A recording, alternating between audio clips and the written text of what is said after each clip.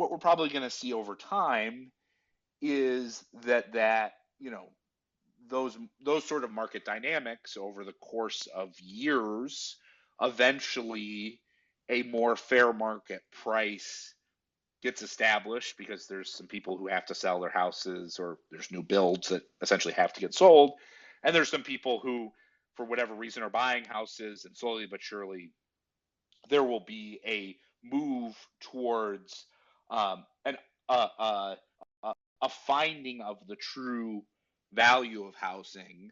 And in that context, over time, um, the new supply of housing will moderate because it'll become less and less attractive to build new houses and sell them as the price goes down.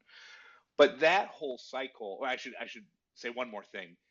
It's important to recognize that where that settles is very different than the crazy charts that you see around mortgage payments, and which give the suggestion that prices are going to fall 50% because the marginal 90-10 LTV borrower has to pay twice as much in a mortgage payment. That's not how this settles.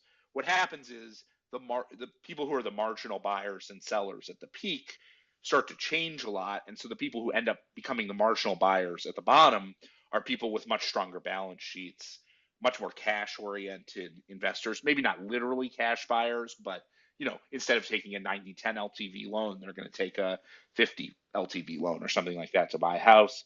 And so where it settles is not where that levered borrower would buy. It's where that better balance sheet buyer comes into the market and buys. And so we're probably going to see something that's not down 50%. No way it's going to be down 50%. Maybe it's down 25%, something like that. And over time, you're going to see a situation where building is going to reduce because selling houses at down 25% is less good than selling houses at the peak.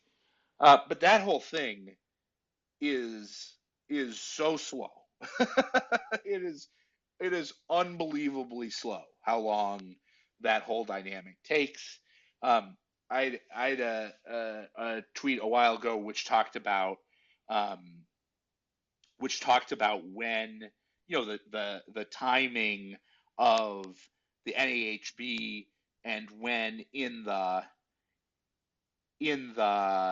previous cycle, the housing bust cycle, when you finally saw you finally saw meaningful declines in construction employment, etc.